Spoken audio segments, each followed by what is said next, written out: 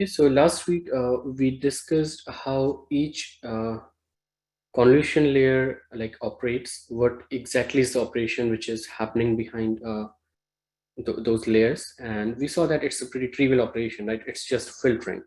We have a small kernel and we apply that kernel to each and every possible location in your input data or in your input feature map, and then we keep propagating those activations throughout those layers when you have a deeper network. So here is a very nice visualization of what those activations might look like. And again, it's not very easy to do this visualization. I will talk about why, but let's first look at these visualizations. So let's say you have a certain set of kernels. In this case, I think it's like 8 to 10 kernels. And each kernel was applied on this input image. And the maps here, the activation maps here are shown like the output of each kernel when it was applied to the input image. So in this case, you can see that when the region is like is close to white, so that's highly activated, which means that you are able to find a match. And when it's dark, it means no match was found. All right. So you can look like if you look at this kernel, what's happening here is you are getting, and again, so these are not normalized.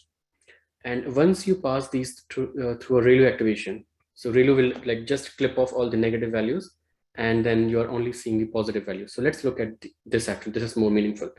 So if you look at this second kernel, the output from the second kernel, you can see that it's highly activated on the hood of this car. All right. And then also on the left top corner where you have this sky, which means that when you have a very smooth surface, so this kernel might be responding to those kind of surfaces, and that's why these two are highly activated. And similarly, like you can see in this case, this is like shadows, mostly shadows, right? So there might be some pattern in the pixels when there is a shadow, and this filter is actually responding to that.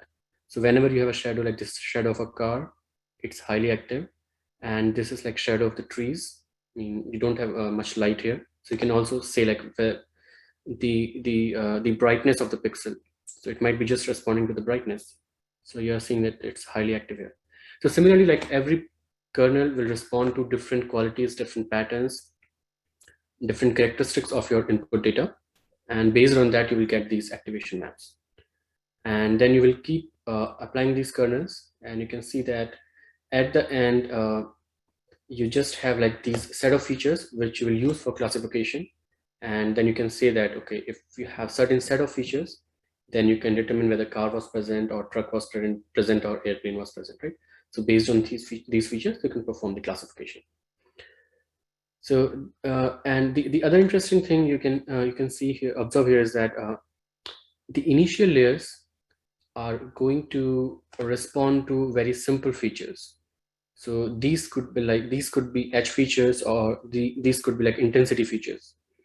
But as you move deeper into the network, then what happens is the receptive field of each kernel.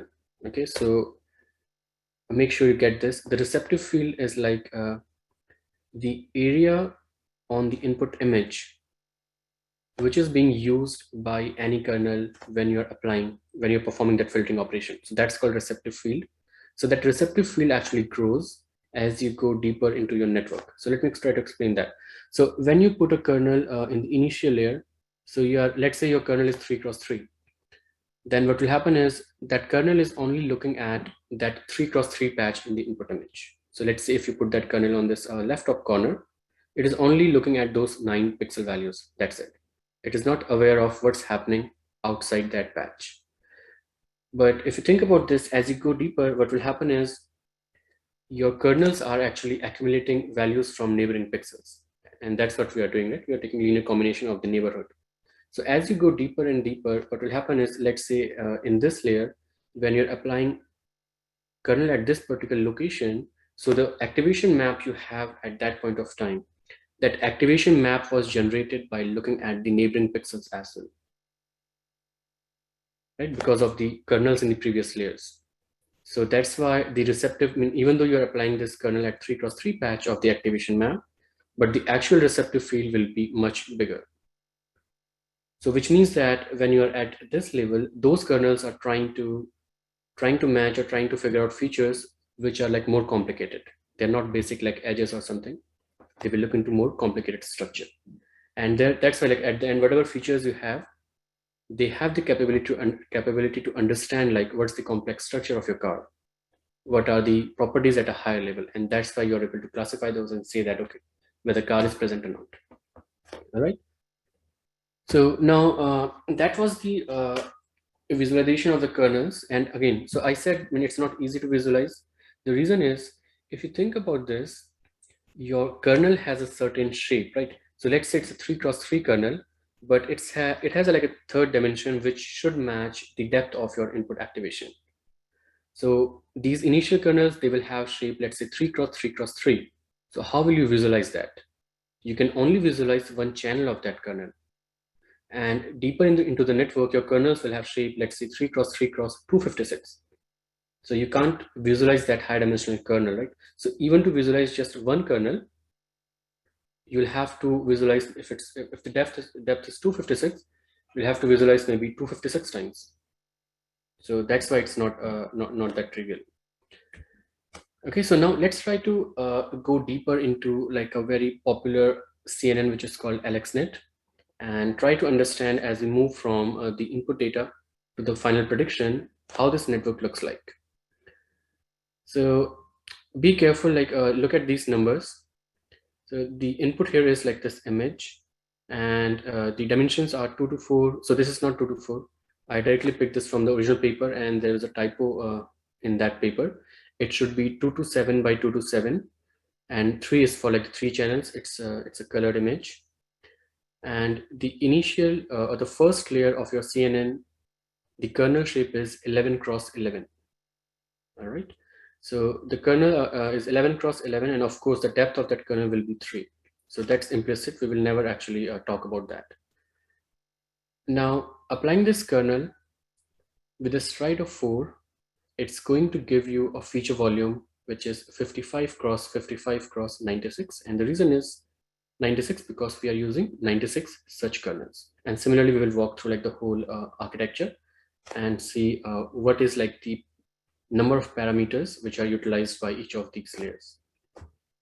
Okay, so input is 2 to 7, 2 to 7 by 3. This is fine. In total, it has 5 convolution layers. And there are 3 dense layers. Dense layers are like fully connected layers, which we also like discussed in neural networks. So each layer will have certain number of neurons, and all of those neurons are connected to all the neurons in the following layer. And that's the reason it's called dense layer. And finally, the output layer, we are making a prediction of 1000 dimensional feature vector because it was used for image classification where we had 1000 different classes. Question from LJ. So yeah, another comment, when you join this meeting, we'll appreciate if you use your full name because it's very difficult for the TA to actually grade your pop quizzes. They don't know like how to abbreviate your name sometimes, and we don't want to like misgrade you for that. Okay, so the question is if you could please repeat why 227. So that's just a design decision they made. It could have been any number. All right. So in reality, what we do is in practice we use like some standard set of numbers, and later you will see like why we do that. So 2 to 7 is fine, they did.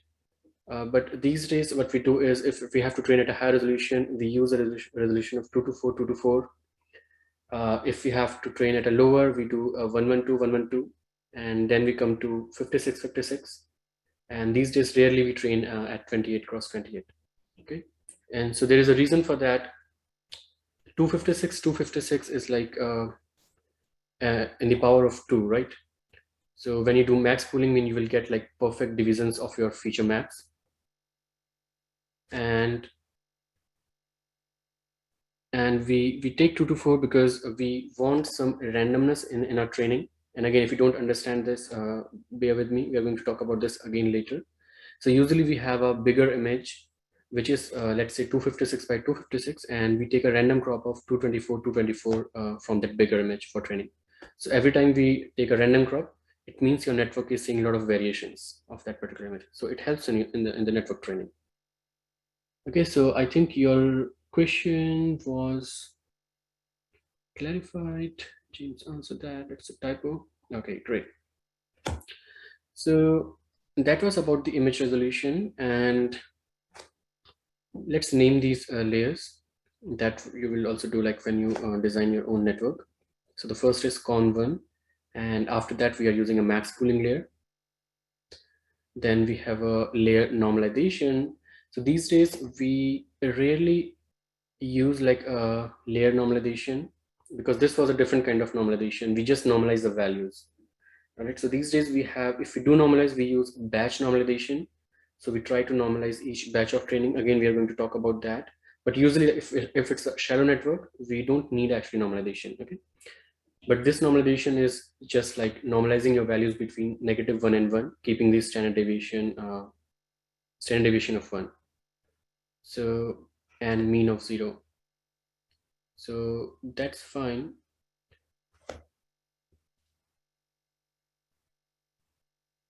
So is it a question? Okay, question from Anshuman. AlexNet is supposed to be revolutionary for CNNs with some parallel training and stuff. Can you please comment on that? Yes, so it was not revolutionary because of parallel training. Yeah, I mean, they did have parallel training as well. That's true. So it was revolutionary because, so again, as I said, this was not like the invented in 2012. This architecture is like similar to LANet, which was done in 1990s, late 1990s. So in terms of architecture point of view, it's not novel.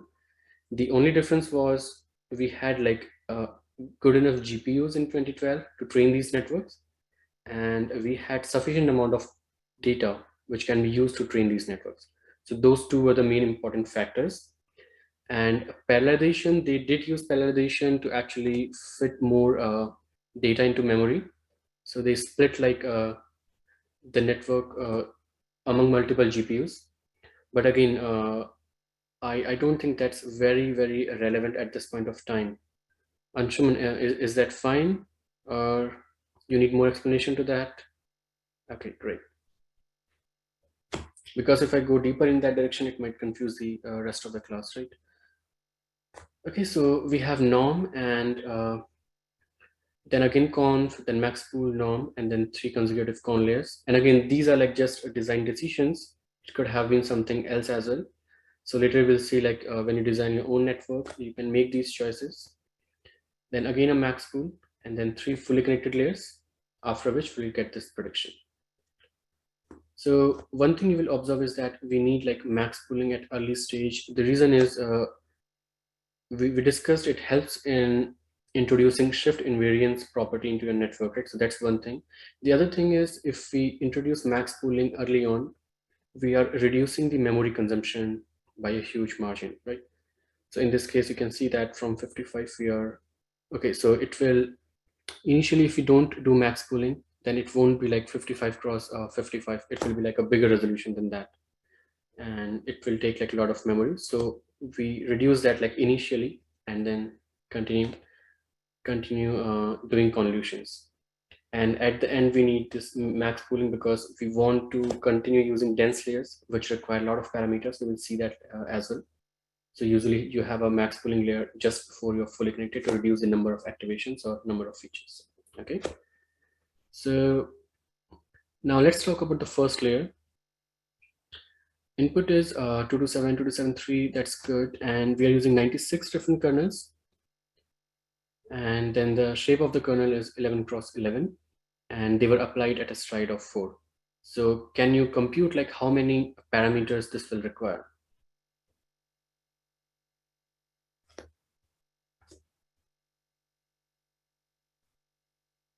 Okay, so before going to the parameters, so let's talk about like what will be the output volume size which will be generated by this convolution operation. Okay, so we can just use the formula we discussed in the last lecture, and this is giving you 55. All right, that's why you get this 55 here. And the number of parameters, again, you can just multiply 11 cross 11 and then 96. and then 3 because of this depth. That is going to give you 35K.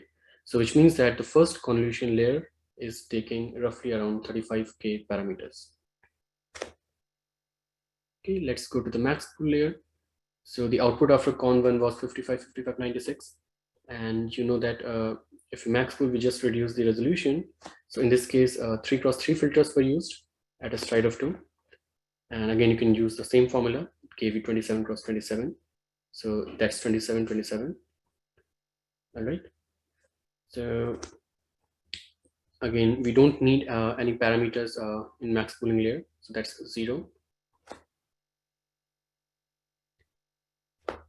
Question from Mert. I'm a little confused about what exactly those parameters are in the first step. So these parameters, so in the last lecture, we talked about how this convolution works, right? We have kernels, and let me go back. So I hope you attended the last lecture.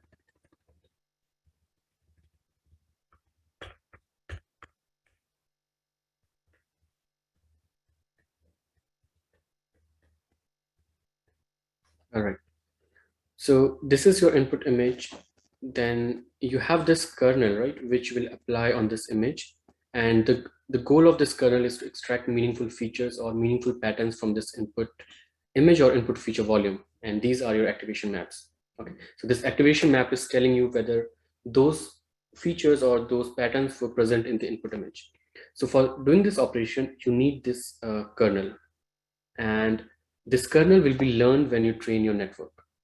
So whatever values you have in this kernel, those are the parameters. So those are the parameters you are learning during your training. Is it clear, Matt? Okay, great. So that's why when we compute the number of parameters, we are just considering the shape of your kernel. So in case of AlexNet, the kernel shape was 11 cross 11, right? And you were using 96 different kernels. So it was simply like 11 cross 11 cross 96. And then the depth of the kernel was 3. So you just multiply those numbers. That will give you the total number of parameters required in the first layer. So I hope that's clear. Now max pooling, we don't need any kernel because it's just taking the maximum value in that receptive field. All right. And again, for normalization, you just normalize the values. Okay, volume size will not change, and we don't need any kernel. So similarly, you can go through like all the layers, rest of the layers, and you can get all these values and like the parameters required in each layer in this network. Okay, so these are like more details of what was the kernel shape and how many kernels were used. So the first is 35K, then you can see that the number of parameters are increasing. And the reason is the number of kernels we are using, that's increasing. In the first layer, we only use 96. In this one, we are using 256 kernels. So that's why the number of parameters is increasing. Again, in this case, con3, you can see that it's even growing further, 384. All right, again, growing further. Now, finally, the most interesting thing here is if you look at these fully connected layers, which only has, let's say, 4,000 neurons, and this one was only 4,000 neurons. So the number of parameters required is like 37 millions. And this you can see is that a lot more than what is required in the convolutional part of this network. And the reason is we have discussed this earlier as well.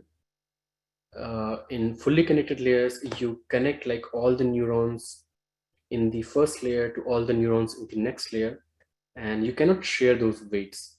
So it's the number of parameters is simply like number of neurons in first layer multiplied by number of neurons in second layer. And so again, in this case, you will just multiply this 4K with the number of features you are getting after this max pooling layer. That's going to give you 37 million. But in convolution, we are actually sharing parameters, right? We are applying the same kernel on different locations in your image, or different activations coming at different locations. So, and you can see that this is actually a lot if you compare this with the convolution layers. So I think there are a couple of questions. Let me quickly go through those.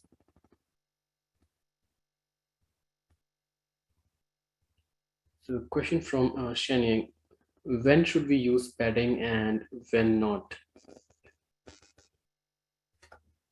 So that's a good question. And mostly if you are doing, so first of all, it doesn't matter a lot. Okay. So whether you use or not, it doesn't matter. The performance will hardly like change. The second point, for some cases, it should matter, and I will explain why. So when you are doing classification, then what you're doing is you're taking images input and then you extract features. So you try to reduce it. And at the end, you just predict which class is present. So in this kind of architecture, it doesn't matter, I mean, if you don't use padding, okay, because you don't really care about what's the resolution of your activation map. But in contrary, if you are solving a problem, let's say image segmentation, right? So in segmentation, what will happen is you have your input image, then you extract features, and then at the end you have to predict at each pixel location like what's the value, right? Because it's semantic segmentation. So in that case, the shape of the output should exactly match the shape of the input, or at least it should be like in some ratio, so that you can map it back to the input data. So in those cases, it's very important to actually have your feature maps maybe divisible by 2, so that you can upscale them back to like the original size.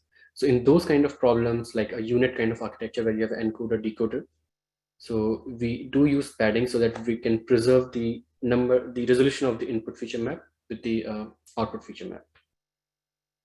Okay, so I hope that answered your question, Shenyang. A question from Anshuman. Ideally, padding should mostly be used. Padding should be equal to kernel size by 2. But again, that one can argue. Okay. So I will not agree with you, Anshuman, but that's fine. For some cases, it will be okay. Why would we choose more filters in Con2? And that's a pretty good question. So the initial layer, as I said, what it's trying to learn is it's trying to learn some basic features, right? Let's say edges or maybe some shape. It could be triangle, circle, or something like that. So you won't have like a lot of such basic structures.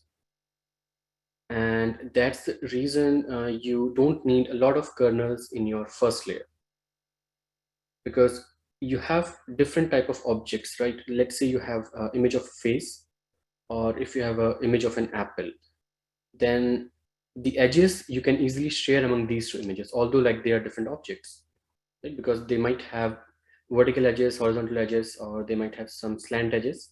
So those features you can share. So those are basic features, and that's why like fewer kernels. But as you go down, then you are actually trying to learn combination of those basic features, right? So your patterns are getting more complicated. So then if it's combination of those basic features, then the number of kernels should be more to detect those. So that's the like high level intuition why we try to increase the number of kernels as we move forward. Question from Ethan. Why do Con3 and Con4 have a different number of parameters? Okay, let me look at that.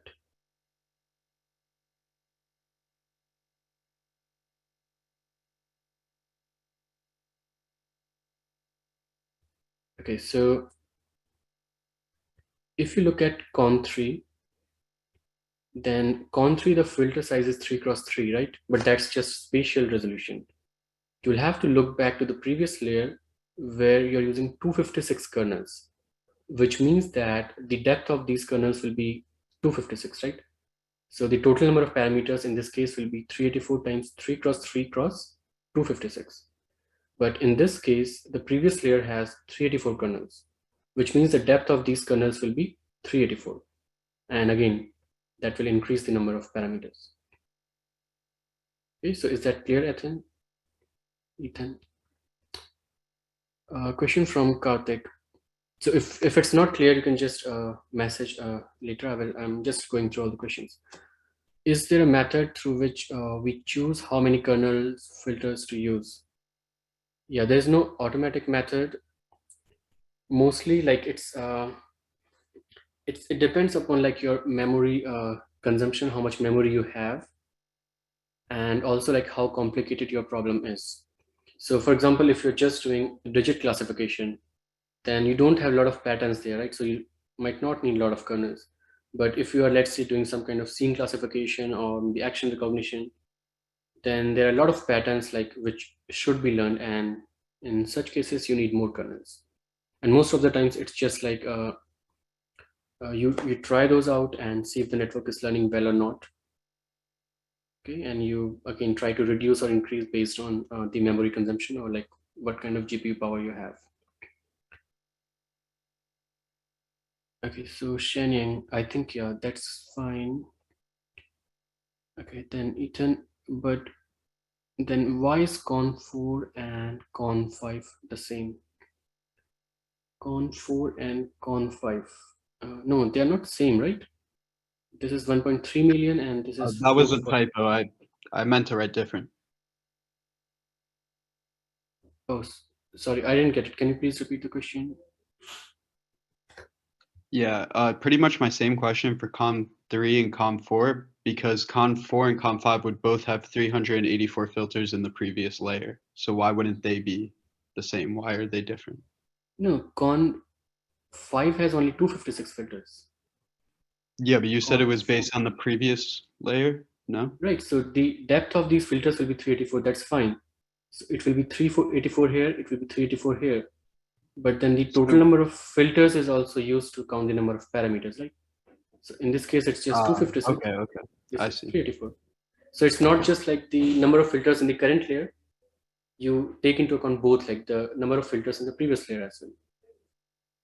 Okay. Okay, So thank you. now, I think another question from Daniel: are features learned by CNNs mostly limited to geometric shapes, or is that only in the beginning? No, it doesn't have to be geometric shape, right? You saw you saw like one of the kernel output I was showing you. It was just looking at the texture, right? So it could be just based on color as well. So you might have kernels which are just looking in, maybe it's looking for blue color or green color. So it doesn't have to be geometric shape. That's good. Question. So Carlos has a comment. Con 5 should be 884K. Con 3 is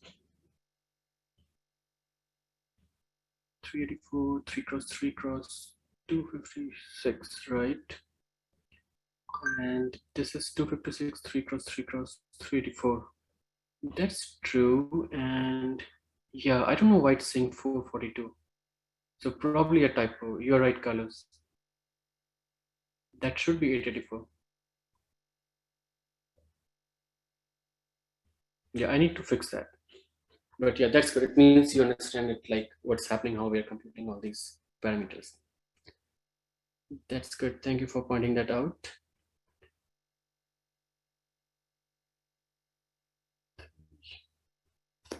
Okay, that's good. All right, let's move on. And again, as I said, like number of parameters in fully connected layer, it's a lot.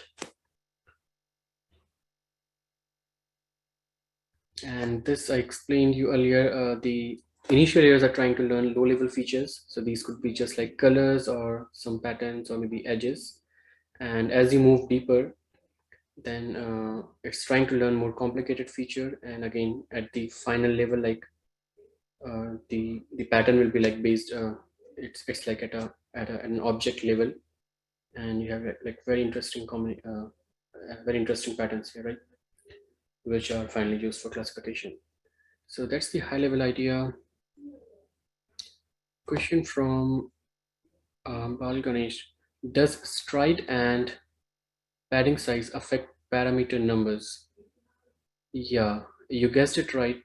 Because stride and padding, it will only change like the resolution of your activation map in the output side. Because still you're using the same kernel, right? It's just you have to apply it like more times. So your output will have high resolution if you're applying like at a large number of locations. So, but number of parameters are not going to change. Question from Sean. This might be a bit off topic, but how do CNNs run for other tasks like speech recognition? I understand how it works on images, but how would it process something like speech? That's a very good question. So again, in speech, we try to find patterns, and it will be very hard to visualize like what it's learning. But as we discussed, like how you can process it, right? So your question is like how to use it for text or how to visualize it for, how do CNNs run for the task? So what you do is, let's say if you have a sentence, then that sentence will have like certain words, right? Then what you do is you take each word and convert it to some kind of a representation, which is called like a feature vector or something. And that feature vector will have fixed length, let's say 300. Then each word is like a feature vector, and then a sentence, you can easily convert that to a matrix. And then you apply convolution on that matrix. So the only thing I can say now is like, which makes sense to you, in case of text, these CNNs are just trying to learn correlation between those features, right? So if like let's say two words are occurring next to each other, or it could be only just looking at the feature of independent word itself to just identify whether a particular word was present or not. So Sean, like, did it give like a little insights how it would work, or you need some more explanation on that? Okay, good.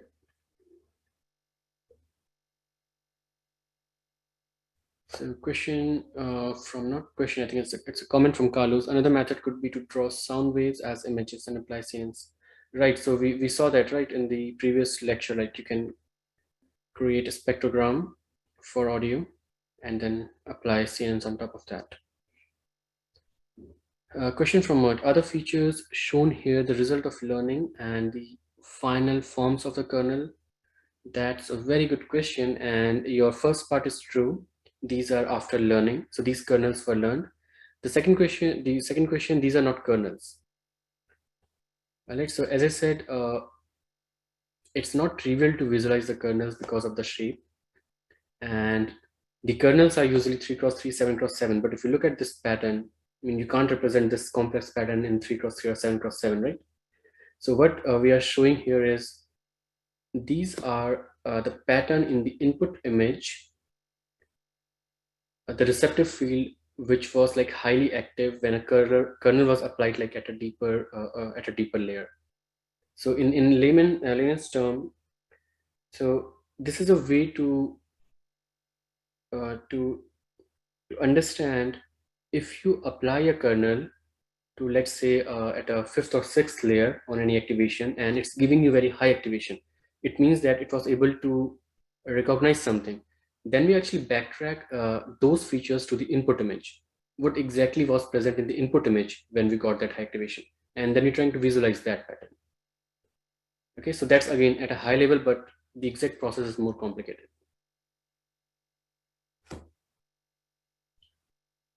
Okay, so I hope that clarified it, Mert. So these are somehow in the image, hidden patterns in the RGB. Yes, that's true.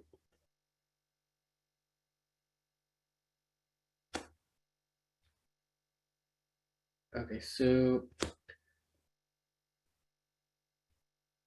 yeah, so this is interesting aspect. Like we have seen what all we are doing is like we are just finding correlation, right? We're just filtering. We have a kernel, we have a patch, we perform the filtering operation, and the operation we have seen, it's correlation, it's not convolution, because convolution is something different.